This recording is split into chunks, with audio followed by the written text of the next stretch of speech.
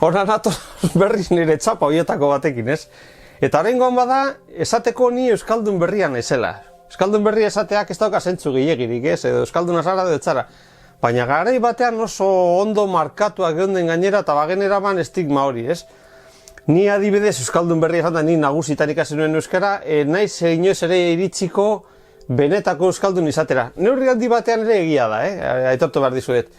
Baina egia da, hizkuntza baten menperatzeak ematen digula erabilerak, ez? Eta nire kasuan esate baterako kontatu behar dut, azaltzeko apurua klasista zela bere garai horretan, ez? Gu beti saiatzen ginen, beti mesedezke genbiltzan, eta ondoko herrietako euskaldun, betidaniko euskaldun hori gusten genituen miresmen ez eta horrela, ez? Eta gu ez ginela sekulan ere iritsiko. Eta ni gaztetan institututan eta horrela, zientzia puruak ari nintzen ikasten, ez? Hor bestelako armo batzuekin. Baina euskara deskubritu nuen, mendira gindoa zelako horrela, bueno, ikasiko dut euskara, ez? Oso harin ikasi nuen gainera, euskaltegietara joan gabe ez ezer. Eta maitemindu nintzen, eta euskal filologia egingo dut. Oso politaz, niretzat opari itxela izan da bizitzan, ez? Hori ikasi alizatea. Disfrutatzen nuelako gure hizkuntzarekin.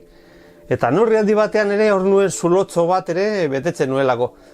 Baina gogoan dut karreran bertan, garai hartako zerak nola zuden, ez? 80 pikoen hamarkadan oraindik, ez? 80 iritsi gabe. Nola esan zigun irakarle batek, 100 kideko eskola batean, klase batean gondela beteta, nola bota zuen diskurtso bat, esan ez euskaldun berriok, izango ginenan geudenaren uneko 20 berriak ginen, eskenuela inoiz ere euskara sentituko edo biziko barrutik, ez? Alferrikari ginela hor, euskara ikasitarrela bai, baina eskenuela inoiz ere giltza hori harrapatuko, barrutik eskenuelako euskara hori, ez? Etorriko zitzaigulako gainetik, baina ez barrutik. Neurri handi batean ere egia esan daitek, ez? Baina mespretzuz bota zigun eta eskinela zertara iritsiko. Aldiz, karrera horretan bertan, ni harritzen nintzen, ez? Euskara ikasi berria tarla. Eta hor, aukera ematen zen, euskal filologian, euskarazko eskoletan, azterketak gaztelaniaz erantzuteko aukera ematen zen, euskaldun zarrei begira, ez? Euskaldun zarre bazuten euskara berez, baina, agian zaitasuna zituzten ez darla erraztu bat zitzaien bidea, eta egizu gaztelaniaz.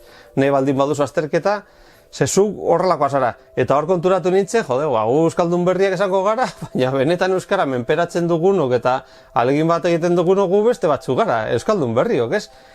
Eta orain urte asko pasataia, 30 piko urte pasata, ikusten da bestelako goera batean gaudela, euskaldun berriz beteta dagoela, irakaskuntza sistemak ere euskaldunak ematen dituela, txarrak edo onak horretan esartuko, baina egia da, hirietatik, Gasteiztik ere zoazela, edo Bilbotik eta horrela lehen pentsazina zena euskara zentzutea, orain euskara zentzuten dela, ez? Eta asko, guraso euskaldunak edo euskara galdu zuten horrelakoen ondorio garena, ni bezala, ez? Ni nagusitan ikasi nuela, edo nire alaba bezala. Gu hor gaude, eta bagaude euskaltzen, dian euskara teknikari horrelakoetan, eta euskara erabiltzea dela gure kontu hori, ez? Eta hori bazen nire mezua. Beste hizkuntzetan ez da hori planteatzen. Ez dago galego berririk, galego nobo, alakorik ez dago. Ez da existitzen, baina gu hemen bai. Zorionez, baztertzen ari da kontu hori, eta egia da orain bestelako euskera bat ere badugula, superbibentziarako oso egokia, hizkuntza literarioa, eta gu horretara moldatuta gaudela, ez? Baina erreibindikatu nahi nuen hori, ze orain, adibidez, ni lehen jaten nintzen, ez herri euskaldunetara jaten ginen, zurgatzera euren euskera, ez? Eta orain, bizitzen ari dez kontrako sensazio, ez? Ni joaten naizela tokietara, euskaraz egin, haiek euskaldunak izan da entzuten dute, honek goreneko euskara du, ez? Euskara serioa du. Orduan haiek erderara jotzen. Eta zu euskaraz, haiek erderaz da giren. Oso euskaldun ziren horiek, erderara pasatzen dute, eta gu traketzok edo pariok, adibidez, euskaraz ari garela egiten, ez?